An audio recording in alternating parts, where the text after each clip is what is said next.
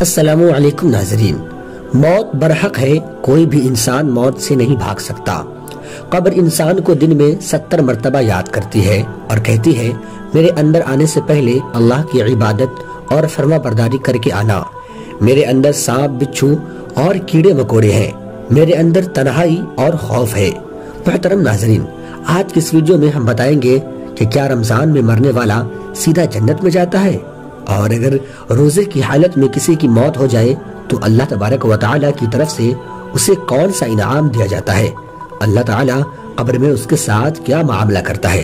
بہت سے لوگوں نے سنا ہے کہ رمضان میں مرنے والا سیدھا جنت میں جاتا ہے، تو اسی موضوع پہ ہم آج آپ کو اس ویڈیو میں تفصیل سے بتائیں گے۔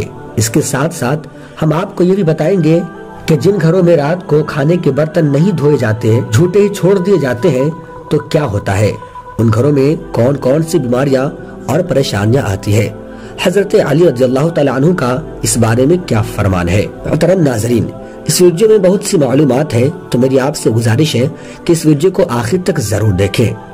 اللہ تعالیٰ قرآن پاک میں ارشاد فرماتا ہے کہ روزے میرے لیے ہیں، میں ہی اس کا اجر دیتا ہوں۔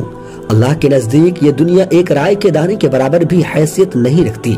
انسان اگر یہ بات سوچے کہ اللہ کے نزدیک یہ دنیا رائے کے دانے کے برابر بھی حیثیت نہیں رکھتی، تو اللہ کے نزدیک روزے کا اجر کیا ہوگا۔ اللہ تعالیٰ نے روزہ داروں کے لیے ایک الگ عالیحدہ جنت مخصوص کی ہے، جس میں صرف روزہ دار ہی داخل ہوں گے۔ اس جنت کے دروازے کا نام باب الریان ہے۔ جنت کے 8 دروازے ہیں، لیکن اس دروازے میں صرف روزہ دار ہی داخل ہوں گے، باب الریان میں، جبکہ جہنم کے 7 دروازے ہیں۔ یہی وجہ ہے کہ اللہ کی رحمت اس کے غضب پر غالب ہے۔ دوستو، اکثر لوگوں کے ذہن میں سوال پیدا ہوتا ہے کہ کیا رمضان میں مرنے والا جنت میں داخل ہوگا، اسے قبر میں عذاب نہیں ہوگی؟ تو جی ہاں محترم ناظرین، یہ بات سچ ہے کہ جو آدمی رمضان میں انتقال کر جائے، اس کی موت رمضان میں ہو جائے، اسے قبر کا حساب و کتاب نہیں ہوگا۔ اللہ تبارک و تعالی میدان محشر میں اس کے ساتھ آسانی فرمائے گا، لیکن اس کے ساتھ شرط یہ بھی ہے کہ وہ 5 وقت کا نمازی ہو، اللہ کا فرما برداری کرنے والا ہو، رمضان المبارک کے روزے رکھنے والا ہو، کیونکہ مسلمان اور کافر کے درمیان فرق نماز کرتی ہے۔ رمضان کے مہینے میں کافر بھی مرتے ہیں، کیا وہ بھی جنت میں جائیں گے؟ تو میں آپ کو بتا دوں کہ ہرگز جنت میں نہیں جائیں گے، بلکہ رمضان کے مہینے میں انتقال کرنے والا جنت میں جائے گا۔ اس بات میں صرف ایک حدیث ملتی ہے کہ جس آدمی کا روزے کی حالت میں انتقال ہو وہ سیدھا جنت میں جائے گا، اس کی افطار حوض کوثر کے پانی اور جنت کے پھلوں سے ہوگی، وہ قیامت تک کے لیے عذاب قبر سے محفوظ ہوگا۔ صحابہ کرام بھی روزے کی حالت میں اس دنیا سے رخصت ہونے کی خواہش کا اظہار کرتے رہے۔ جو آدمی روزے کی حالت میں اس دنیا سے رخصت ہو، اس کے لیے نہ ہی روزے محشر، نہ ہی حساب و کتاب اور نہ ہی قیامت کی سختیاں ہوں گی۔ وہ آدمی پہلے ہی جنت میں داخل ہو کر اس کی نعمتوں سے فیض یاب ہو رہا ہوگا، گویا اللہ تعالیٰ اس کے جنت میں جانے کا اہتمام خود کرے گا۔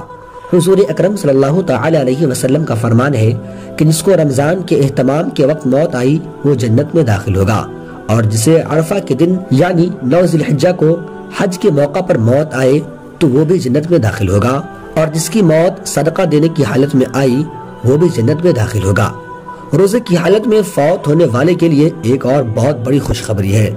حضرت عائشہ صدیقہ سے روایت ہے کہ حضور اکرم صلی اللہ علیہ وسلم کا فرمان ہے کہ جس کا روزے کی حالت میں انتقال ہوا اس کو قیامت تک کے روزوں کا ثواب ملتا رہے گا۔ اللہ اکبر، یہ کس قدر خوش بختی کی علامت ہے۔ حضور صلی اللہ علیہ وسلم نے فرمایا، یہ رمضان تمہارے پاس آ گیا، اس میں جنت کے دروازے کھول دیے جاتے ہیں اور جہنم کے دروازے بند کر دیے جاتے ہیں، شیاطین کو قید کر دیا جاتا ہے۔ محروم ہے وہ شخص جس نے رمضان کو پایا اور اس کی مغفرت نہ ہوئی۔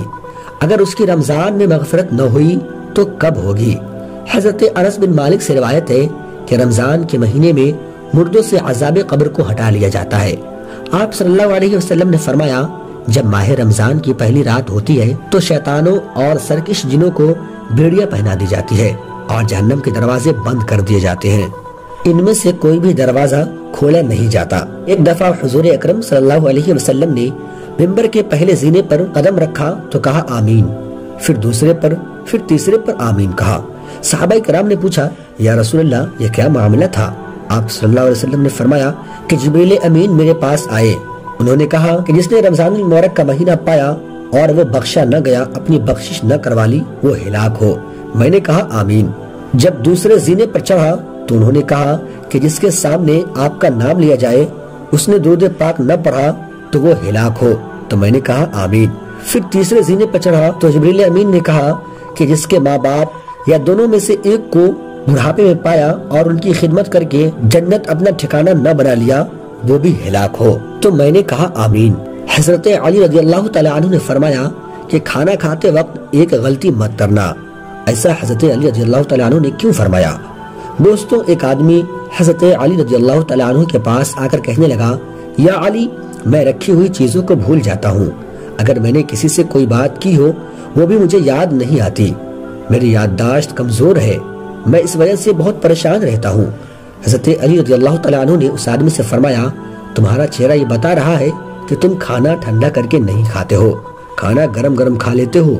یہ بات یاد رکھنا کہ جو آدمی کھانے کو گرم گرم کھاتا ہے اس کا دماغ کمزور ہونا شروع ہو جاتا ہے، پھر وہ آہستہ آہستہ باتوں کو بھولنے لگتا ہے، وہ طرح طرح کی دماغی بیماریوں میں مبتلا ہو جاتا ہے۔ وہ حضرت علی رضی اللہ تعالیٰ عنہ سے پوچھنے لگا کہ یا علی، میں کس طرح کھانا کھاؤں؟